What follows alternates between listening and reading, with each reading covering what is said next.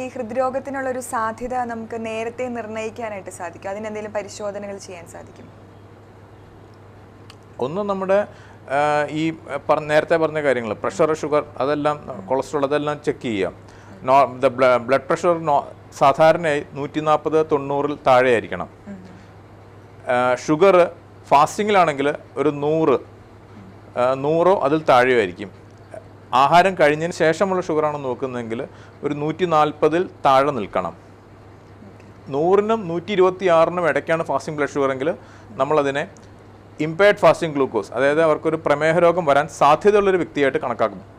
എന്നാൽ 140-നും 200-നും ഇടയ്ക്കുള്ളതാണെങ്കിൽ അവർക്കും പ്രമേഹ രോഗം വരാൻ സാധ്യതയുള്ളൊരു വ്യക്തിയായിട്ടാണ് ആഹാരത്തിന് ശേഷമുള്ള ബ്ലഡ് ഷുഗർ 140-നും 200-നും ഇടയ്ക്കാണെങ്കിൽ അതുവരെയും പ്രമേഹ രോഗം വരാൻ സാധ്യതയുള്ളൊരു വ്യക്തിയായിട്ടാണ് കണക്കാക്കപ്പെടുന്നത്. ഫാസ്റ്റിംഗ് ബ്ലഡ് ഷുഗർ 126-ന് മുകളിലും ആഹാരം കഴിഞ്ഞുള്ള ഷുഗർ 200-ന് മേലെയുമാണെങ്കിൽ അവരെ പ്രമേഹ രോഗികളായിട്ടും കണക്കാക്കപ്പെടും. അപ്പം ഇങ്ങനെ അമിതമായിട്ടുള്ള ഷുഗർ ഉള്ളവരാണെങ്കിൽ അതിനുള്ള ട്രീറ്റ്മെൻറ്റ് എന്താണെന്ന് വെച്ച് കഴിഞ്ഞാൽ അത് ഫിസിഷ്യനെ കണ്ട് വേണ്ട രീതിയിൽ ചെയ്യേണ്ടതാണ്. പിന്നെ കൊളസ്ട്രോൾ ഉള്ളവരാണെന്നുണ്ടെങ്കിൽ വേറെ പ്രത്യേകിച്ച് അസുഖങ്ങളൊന്നുമില്ല, കൊളസ്ട്രോൾ മാത്രമേ കൂടുതലുള്ളെങ്കിൽ നമ്മളതിന് മരുന്ന് കഴിക്കണോ വേണ്ടയോ എന്ന് നിശ്ചയിക്കുന്നത് എങ്ങനെയാണെന്ന് വെച്ച് കഴിഞ്ഞാൽ ചീത്ത കൊളസ്ട്രോൾ, അതായത് LDL കൊളസ്ട്രോൾ എന്ന് പറയുന്നത് ചീത്ത കൊളസ്ട്രോൾ 190 മില്ലിഗ്രാമിന് മീതെയാണെന്നുണ്ടെങ്കിൽ അവർ മരുന്ന് കഴിച്ചേ മതിയാകൂ. ഒരു 130-നും 190-നും ഇടയിലാണെന്നുണ്ടെങ്കിൽ അവർ ശ്രദ്ധിക്കണം, കുറച്ചുകൂടെ ആഹാര കാര്യങ്ങൾ പ്രത്യേകം ശ്രദ്ധിക്കണം. ഈ റെഡ് മീറ്റ് ഒഴിവാക്കണം. റെഡ് മീറ്റ് എന്ന് ഉദ്ദേശിക്കുന്നത് ബീഫ്, മട്ടൺ, പോർക്ക് എന്നുള്ളതാണ്. റെഡ് മീറ്റ് ഒഴിവാക്കണം. പിന്നെ ഫ്രൈഡ് ആയിട്ടുള്ള ഭക്ഷണം, വറുത്ത് പൊരിച്ച ഭക്ഷണം ഒഴിവാക്കണം. ബേക്കറി പലഹാരങ്ങൾ ഒഴിവാക്കണം. അമിതമായിട്ട് മധുരം കഴിക്കുന്നത് ഒഴിവാക്കണം. അതെല്ലാം ഈ ഡയറ്റ് കൺട്രോൾ അവരിൽ വലിയൊരു ഫാക്ടറാണ്. എന്നാൽ അവർ മരുന്ന് കഴിക്കേണ്ടതില്ല. പക്ഷേ ഈ 130-ന് മേലെയാണ് ചീത്ത കൊളസ്ട്രോൾ എങ്കിലും അവർക്ക് പ്രമേഹ രോഗമോ ഹൃദ്രോഗമോ നേരത്തെ ഉണ്ടെങ്കിൽ അവർ മരുന്ന് കഴിച്ചേ മതിയാവുള്ളൂ. നേരത്തെ പ്രമേഹ രോഗമോ ഹൃദ്രോഗമോ ഉള്ള ഒരാൾക്ക് ചീത്ത കൊളസ്ട്രോൾ 100-ന് മീതെയാണെങ്കിൽ തന്നെ നമ്മൾ മരുന്ന് കൊടുത്തേ പറ്റുള്ളൂ. എന്നാൽ ഇതൊന്നുമില്ലാത്തൊരു വ്യക്തിയാണെങ്കിൽ അവരുടെ കട്ട് ഓഫ് പോയിന്റ് 190-ആണ്. 190 മില്ലിഗ്രാമിന് മേലെ ചീത്ത കൊളസ്ട്രോൾ ഉള്ളവർക്ക് മാത്രമേ നമ്മൾ വേറെ അസുഖങ്ങളൊന്നും ഇല്ലെങ്കിൽ മരുന്ന് കൊടുക്കേണ്ടതുള്ളൂ. ഇപ്പം അതായത് ഹൃദ്രോഗമോ പ്രമേഹമോ ഒന്നുമില്ലാത്തൊരു വ്യക്തിയാണെങ്കിൽ അവരുടെ ചീത്ത കൊളസ്ട്രോൾ 190-ആണ് കട്ട് ഓഫ് പോയിന്റ്. ആ 190-യുടെ മേലെയാണെങ്കിൽ മാത്രം മരുന്ന് കൊടുത്താൽ എന്നുള്ളതാണ്. ഡോക്ടർ ഇപ്പോൾ പറഞ്ഞു ഷുഗർ ഈ ഹൃദ്രോഗത്തിലേക്ക് നയിക്കുന്നു എന്നുള്ള കാര്യം. എങ്ങനെയാണ് ഡോക്ടർ പ്രമേഹം ഹൃദ്രോഗവുമായിട്ട് ബന്ധപ്പെട്ടിരിക്കുന്നത്? പ്രമേഹം വന്നു കഴിഞ്ഞു കഴിഞ്ഞാൽ അത് കഴിഞ്ഞ് നമ്മുടെ പ്രമേഹ രോഗികളുടെ എൻഡോത്തീലിയം, അതായത് രക്തക്കുഴലിൻ്റെ ആവരണത്തിൻ്റെ ഒരു ഫംഗ്ഷൻ ഉണ്ട്. രക്തക്കുഴലിൻ്റെ ആവരണം എന്ന് പറയുന്ന എൻഡോത്തീലിയത്തിനൊരു ഫംഗ്ഷൻ ഉണ്ട്. അതിനകത്തൂടെ ഒഴുകുന്ന രക്തം സുഗമമായി ഒഴുകിപ്പോകണം, അതിനകത്ത് രക്തം കട്ട പിടിക്കരുത് എന്നുള്ളതാണ്. എന്നാൽ പ്രമേഹ രോഗമുള്ള വ്യക്തികളിൽ ഈ എൻഡോത്തീലിയത്തിൻ്റെ നോർമലായിട്ടുള്ള ഫംഗ്ഷൻ, സാധാരണമായിട്ടുള്ള ഫംഗ്ഷൻ കുറച്ചൊക്കെ നോർമലായിരിക്കില്ല, അവർ കുറച്ച് അബ്നോർമലായിരിക്കും. അങ്ങനെ ഈ എൻഡോത്തീലിയൽ ഡിസ്ഫങ്ഷൻ വരുന്നത് മൂലം അവർക്ക് ആ എൻഡോത്തീലിയൽ ഇഞ്ചുറിയും എൻഡോത്തീലിയൽ ഡിസ്ഫങ്ഷൻ മൂലം കൂടുതലായിട്ട് കൊഴുപ്പടിയാനും അവിടെ അതെറോസ്ക്ലീറോസിസ്, അതായത് ആ കൊഴുപ്പടിഞ്ഞ് ബ്ലോക്ക് ഉണ്ടാകുന്ന പ്രോസസ്സിനാണ് അതെറോസ്ക്ലീറോസിസ് എന്ന് പറയുന്നത്. അത് വരാനുള്ള സാധ്യത വളരെ കൂടുതലാണ്. ഈ ഗ്ലൂക്കോസിൻ്റെ അളവ് അത് അമിതമായി വരുന്നതാണല്ലോ പ്രമേഹം എന്ന് പറയുന്നത്. ഗ്ലൂക്കോസ് വന്നു കഴിഞ്ഞാൽ ഈ ശരീരത്തിലെ പ്രോട്ടീനുകൾ പലതും ഗ്ലൈക്കേഷൻ എന്ന് പറഞ്ഞ പ്രോസസ്സ് സംഭവിക്കും. അതിന് അഡ്വാൻസ് ഗ്ലൈക്കേഷൻ ആൻഡ് പ്രോഡക്ട്സ് എന്ന് പറഞ്ഞ ചില വസ്തുക്കൾ ഉണ്ടാവുകയും അതുമൂലവും ഈ കൊഴുപ്പടിയാനുള്ള ടെൻഡൻസി, അതെറോസ്ക്ലീറോസിസ് ഉണ്ടാകാനുള്ള ടെൻഡൻസി കൂടുകയും ചെയ്യുന്നു. അങ്ങനെയാണ് പ്രമേഹ രോഗികളിൽ ഈ ഹാർട്ട് അറ്റാക്കിനുള്ള സാധ്യത കൂടുതലാവാനുള്ള കാരണം. ഇൻഫാക്ട് നമ്മുടെ WHO പറഞ്ഞ ഈ ഡയബറ്റീസ് എന്ന് പറയുന്ന അസുഖം തന്നെ ഹാർട്ട് ഡിസീസിന് ഈക്വലൻ്റ് ആയിട്ടാണ് പലപ്പോഴും ട്രീറ്റ് ചെയ്യേണ്ടതെന്നാണ് പറയപ്പെട്ടുള്ളത്. ഇപ്പം ഈ ഡയബറ്റീസ് ഉള്ള ആൾക്കാർ ഹൃദ്രോഗം നിർണ്ണയിക്കാൻ വേണ്ടി ഇടയ്ക്കിടയ്ക്ക് ടെസ്റ്റുകൾ എന്തെങ്കിലും ചെയ്യേണ്ടതായിട്ടുണ്ടോ? ഹൃദ്രോഗം ഉണ്ടോ എന്നറിയാൻ വേണ്ടിയിട്ട് ചെയ്യുന്ന ടെസ്റ്റുകൾ ഞാൻ ആദ്യം പറഞ്ഞല്ലോ. അവർക്ക് വേണ്ടത് എക്കോകാർഡിയോഗ്രാഫിയും ട്രെഡ്മില്ലും ആയിരിക്കും. വർഷത്തിലൊരിക്കലെങ്ങാനും നമുക്കൊരു ട്രെഡ്മില്ല് ചെയ്തു നോക്കുകയാണെന്നുണ്ടെങ്കിൽ, ട്രെഡ്മില്ല് ചെയ്യുമ്പം വ്യത്യാസങ്ങളുണ്ടാവും, ECG വ്യത്യാസങ്ങൾ എന്തെങ്കിലും ഉണ്ടെങ്കിൽ അവർക്ക് ഹൃദ്രോഗങ്ങളുണ്ടെന്ന് നമുക്ക് മനസ്സിലാക്കാൻ കഴിയും.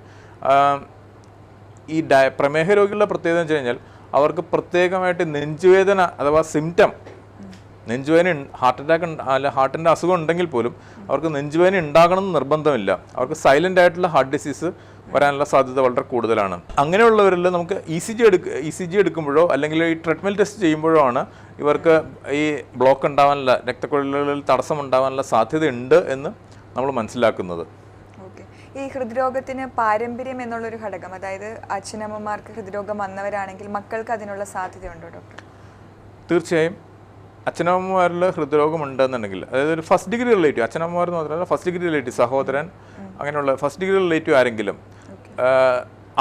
പുരുഷന്മാരിലാണെങ്കിൽ ഇപ്പം നമ്മുടെ അച്ഛൻ 55 വയസ്സിന് മീതെ 55 വയസ്സിന് മുമ്പായിട്ട് ഉണ്ടാവുകയാണെങ്കിൽ അവർക്ക് പ്രിമച്വർ ഹാർട്ട് ഡിസീസ് എന്ന് പറയുന്നു.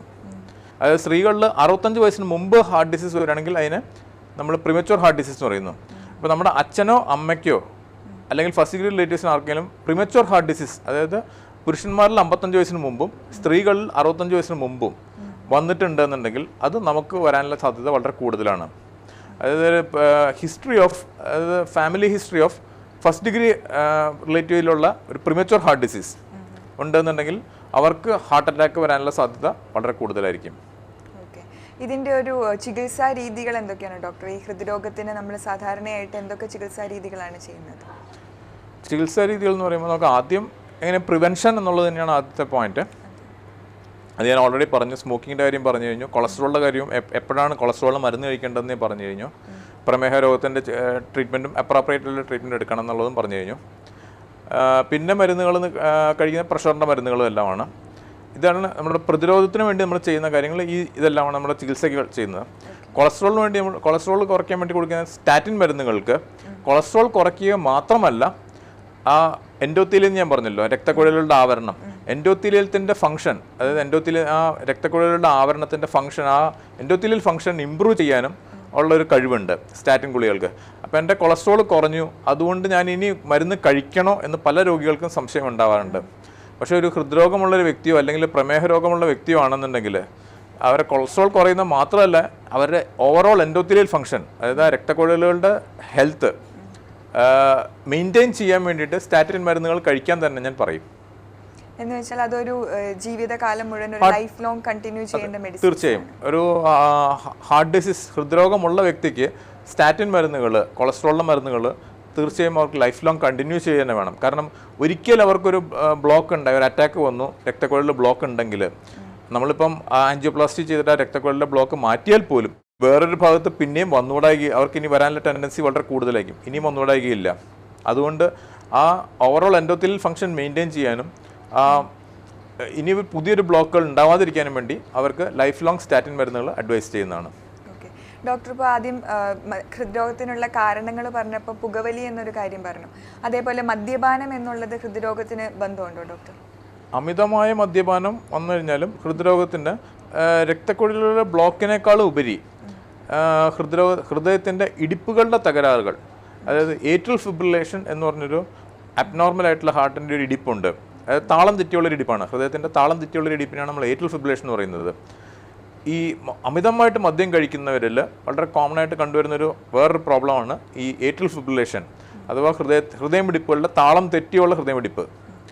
താളം തെറ്റിയുള്ള ഹൃദയമിടിപ്പുകൾ ഒരുപാട് മദ്യം, എസ്പെഷ്യലി ബിഞ്ച് ഡ്രിങ്കിങ്, ഒരു അമിതമായ അളവിൽ പെട്ടെന്ന് മദ്യം കഴിക്കുന്നവർ, അതിനാണ് ബിഞ്ച് ഡ്രിങ്കിങ് എന്ന് പറയുന്നത്. അങ്ങനെയുള്ളവരിൽ ഹൃദയമിടിപ്പിൻ്റെ താളപ്പിഴകൾ വളരെ കോമൺ ആയിട്ട് കാണുന്നുണ്ട്. അവർക്ക് ബ്ലോക്ക് വരാനുള്ള വേറെയും പല കാര്യം, ഇപ്പം മദ്യം കഴിക്കുമ്പം നമ്മൾ മദ്യം മാത്രമായിരിക്കും കഴിക്കുന്നത്, അതിൻ്റെ കൂടെ അമിതമായിട്ട് മദ്യപിക്കുന്നവർ കൂടെ അതിൻ്റെ കൂടെ ഒരുപാട് non vegetarian food, red meat അതിൻ്റെ കൂടെ കഴിക്കുന്നുണ്ടാവും. അതുപോലെ തന്നെ നമ്മൾ മദ്യം കഴിക്കുമ്പോൾ നമ്മൾ കഴിക്കുന്ന ഭക്ഷണത്തിൻ്റെ അളവും അതുപോലെ കൂടുതലായിരിക്കും. വറുത്ത് പൊരിച്ച പലഹാരങ്ങളും അങ്ങനെയുള്ള സാധനങ്ങളൊക്കെ ആയിരിക്കും അതിൻ്റെ കൂടെ കഴിക്കുന്നത്. അതെല്ലാം ഈ അതെറോസ്ക്ലെറോസിസിനെ പ്രൊമോട്ട് ചെയ്യുന്ന ഈ ബ്ലോക്ക് വരാനുള്ള സാധ്യത കൂട്ടുകയാണ് ചെയ്യുന്നത് റെഡ് മീറ്റ് കഴിക്കുമ്പോൾ. അതുപോലെ അവരിലെല്ലാം അമിതവണ്ണം, ലിവർ ഡിസീസ് അതെല്ലാം കാണുന്നത്, അതെല്ലാം കാലക്രമത്തിൽ ഈ ബ്ലോക്ക് ഉണ്ടാക്കാനുള്ള, ഹൃദ്രോഗം ഉണ്ടാക്കാനുള്ള സാധ്യത കൂട്ടുകയാണ് ചെയ്യുന്നത്. പിന്നെ മദ്യം കഴിക്കുന്നവരിൽ ഹൃദയത്തിൻ്റെ മാംസപേശികളുടെ ബലക്ഷയം, അതിനെ നമ്മൾ ആൽക്കഹോളിക് കാർഡിയോമയോപ്പതി എന്ന് പറയുന്നു. വളരെ കൂടിയ അളവിൽ മദ്യം കഴിക്കുന്നവരിൽ ഹൃദയത്തിൻ്റെ മാംസപേശികൾക്കുണ്ടാകുന്ന ഒരു ബലക്ഷയമുണ്ട്. അതുമൂലം ഹൃദയത്തിൻ്റെ പമ്പിങ് കുറയും, അതുമൂലം ശ്വാസമുട്ടലുണ്ടാവുകയും ഹൃദയത്തിൻ്റെ സൈസ് കൂടി കാർഡിയോമെഗാലി, ഹാർട്ട് എൻലാർജ്മെൻറ്റ് ഉണ്ടാവുകയും ചെയ്യുന്നു. അതിനെ നമ്മൾ ആൽക്കഹോളിക് കാർഡിയോമയോപ്പതി എന്ന് പറയുന്നു. ആൽക്കഹോളിക് കാർഡിയോമയോപ്പതിയും ഈ അമിതമായിട്ട് മദ്യം കഴിക്കുന്നവരിൽ കാണുന്നുണ്ട്. ചുരുക്കി പറഞ്ഞു കഴിഞ്ഞാൽ അമിതമായിട്ട് മദ്യം കഴിച്ചു കഴിഞ്ഞാൽ ആൽക്കഹോളിക് കാർഡിയോമയോപ്പതി, അതായത് മാംസപേശികളുടെ ബലക്ഷയം, ഇടിപ്പിൻ്റെ താളപ്പിഴ, ഹൃദയമിടിപ്പിൻ്റെ താളപ്പിഴകൾ, നെഞ്ചിടിപ്പ് ഉണ്ടാവാനും പിന്നെ പോരാത്തതിന് ബ്ലോക്കുകൾ ഉണ്ടാവാനുള്ള സാധ്യത ഉണ്ട് അവർക്ക്. ഡോക്ടർ ആദ്യം ഇതിനുള്ള കാരണങ്ങൾ പറഞ്ഞപ്പോൾ അമിതമായിട്ടുള്ള രക്തസമ്മർദ്ദത്തെ പറ്റി പറഞ്ഞു. അതിൻ്റെ ഒരു ഫ്രീക്വൻസി അല്ലെങ്കിൽ എത്ര കാലയളവിനുള്ളിൽ രോഗികൾ ഇതിനുള്ള ടെസ്റ്റുകൾ ചെയ്യണം, അതെങ്ങനെയാണ് നമ്മളൊരു മോണിറ്ററിങ് എങ്ങനെ ചെയ്യണം ഡോക്ടർ? ബി പി മോണിറ്ററിംഗ് എന്ന് പറയുന്നത് നമ്മുടെ നോർമലായിട്ടുള്ളൊരു ഇപ്പോഴത്തെ പ്രസൻറ്റ് ഗൈഡ് ലൈൻസ് പ്രകാരം നമ്മൾ 60 വയസ്സിൽ താഴെയുള്ളൊരു വ്യക്തിയാണെങ്കിൽ, 65 വയസ്സിന് താഴെയുള്ളൊരു വ്യക്തിയാണെന്നുണ്ടെങ്കിൽ അവരുടെ blood pressure, systolic blood pressure 140 diastolic blood pressure 90 അല്ലെങ്കിൽ അതിൻ്റെ താഴെയോ മെയിൻറ്റെയിൻ ചെയ്യേണ്ടതാണ്. അതായത് ലെസ് ദാൻ 140/90 എന്നുള്ളതായിരിക്കും അവരുടെ ടാർജറ്റ് പോയിന്റ്. എന്നാൽ ഒരു സീനിയർ, കുറച്ചുകൂടെ പ്രായമുള്ളൊരു വ്യക്തിയാണെന്നുണ്ടെങ്കിൽ അവർക്ക് അവരുടെ കട്ട് ഓഫ് പോയിന്റ്, ട്രീറ്റ്മെൻറ്റിൻ്റെ കട്ട് ഓഫ് പോയിന്റ് എന്ന് പറയുന്നത് കുറച്ചുകൂടെ ലിബറലാണ് അവർക്ക്. ഇപ്പോഴത്തെ ഗൈഡ് ലൈൻസ് പറയുന്നത് വെച്ചാൽ ഒരു 65 വയസ്സിന് മേലുള്ളൊരു വ്യക്തിയാണെന്നുണ്ടെങ്കിൽ അവരുടെ ബ്ലഡ് പ്രഷർ ഒരു 150/90 അങ്ങനെ കൺട്രോൾ ചെയ്താൽ മതിയാവും. അതിൻ്റെ അവർക്ക് കുറച്ചുകൂടെ 140 അല്ല 150 എന്നൊരു അലവൻസ് കൊടുത്തിട്ടുണ്ട് സിസ്റ്റോളിക് ബ്ലഡ് പ്രഷറിന്. കാരണം എന്ന് വെച്ച് കഴിഞ്ഞാൽ ഈ പ്രായം ചെല്ലുന്തോറും നമ്മുടെ രക്തക്കുഴലുകളുടെ ഇലാസ്റ്റിസിറ്റി കുറഞ്ഞു വരികയും അത് കുറച്ചുകൂടെ റിജിഡായിട്ടുള്ള ആവുകയും ചെയ്യുന്നു. അപ്പോൾ രക്തം അതിനകത്ത് പമ്പ് ചെയ്യുമ്പോൾ ആ രക്തക്കുഴലിന് വികസിക്കാനുള്ള കഴിവ് നഷ്ടപ്പെടുന്ന മൂലം അതിനകത്ത് പ്രഷർ കൂടുകയാണ് ചെയ്യുന്നത്. അതുകൊണ്ട് പ്രായം ചെന്നവരിൽ നാച്ചുറലായിട്ട് ഈ സിസ്റ്റോളിക് ബ്ലഡ് പ്രഷർ, അതായത് ഹാർട്ട് പമ്പ് ചെയ്യുമ്പോഴുള്ള ബ്ലഡ് പ്രഷറിനാണ് നമ്മൾ സിസ്റ്റോളിക് ബി പി എന്ന് പറയുന്നത്. മുകളിലത്തെ ബി പി 140 എന്ന് ഞാൻ പറഞ്ഞല്ലോ, 140 150 എന്ന് 2 നമ്പേഴ്സ് ഞാൻ പറഞ്ഞല്ലോ, അത് സിസ്റ്റോളിക് ബി പി ആണ്. ഈ സിസ്റ്റോളിക് ബി പി വരുന്നത് നമ്മുടെ ഹൃദയം പമ്പ് ചെയ്യുന്ന സമയത്തെ പ്രഷറാണ്. പമ്പ് ചെയ്യുന്ന പ്രഷർ കുറച്ച് പ്രായം കൂടിയ ആൾക്കാരിൽ ഈ രക്തക്കുഴലുകളുടെ സ്റ്റിഫ്നെസ് മൂലം, രക്തക്കുഴലിലെ ഇലാസ്തികതയുടെ കുറവ് മൂലം പ്രഷർ കുറച്ചുകൂടെ കൂടുതലായിരിക്കും. അതുകൊണ്ടാണ് അവരുടെ ട്രീറ്റ്മെൻറ്റ് ഗോൾ നമ്മൾ 150 വെച്ചേക്കുന്നത്. അത് എത്ര കാലയളവിനുള്ളിൽ, ഇപ്പോൾ 1 മാസം 2 മാസം അങ്ങനെ ഒരു കാലയളവിനുള്ളിൽ ചെക്ക് ചെയ്യണമെന്നുണ്ടോ ഡോക്ടർ ബി പി? യൂഷ്വലി നമ്മൾ ഹാർട്ട് ഡിസീസ് വന്ന് 3 മാസം കൂടുമ്പം എങ്കിലും നമ്മൾ ഡോക്ടറെ കണ്ട്, ഹാർട്ട് ഡിസീസ് ഉള്ളൊരു വ്യക്തി അല്ലെങ്കിൽ ഒരു പ്രമേഹമോ പ്രഷറോ ഉള്ള വ്യക്തിയാണെങ്കിൽ ഒരു അറ്റ്ലീസ്റ്റ് 1 in 3 months എങ്കിലും കണ്ട് ട്രീറ്റ്മെൻറ്റ് ചെയ്യേണ്ടതാണ്. ഹൃദ്രോഗമുള്ളവരോ ആൻജിയോപ്ലാസ്റ്റി കഴിഞ്ഞവരൊക്കെയാണ് എവറി 1 monthലെങ്കിലും അവർ ചെക്കപ്പ് ചെയ്യേണ്ടതാണ്. ഓക്കെ. സാധാരണയായി ഹൃദ്രോഗം കാണുന്നത് സ്ത്രീകളിലാണോ അതോ പുരുഷന്മാരിലാണോ അതിൻ്റെ ഒരു അളവ് കൂടുതലായിട്ട് കാണുന്നത്? സ്ത്രീകളിൽ അവരുടെ മിനോപോസിന് മുമ്പ്, അതായത് ആർത്തവിരാമത്തിന് മുമ്പ് ഈസ്ട്രജൻ എന്നുള്ള ഹോർമോൺ ഉള്ളതുകൊണ്ട് അത് ഏറെക്കുറെ വരെ ഹൃദ്രോഗം വരുന്നതിൽ നിന്ന് പ്രൊട്ടക്റ്റ് ചെയ്യുന്നതാണ്. ഒരു പ്രൊട്ടക്റ്റീവ് എഫക്റ്റ് ഉണ്ട് ഈസ്ട്രജൻ എന്നുള്ള ഹോർമോണിന്. അതുകൊണ്ട് തന്നെ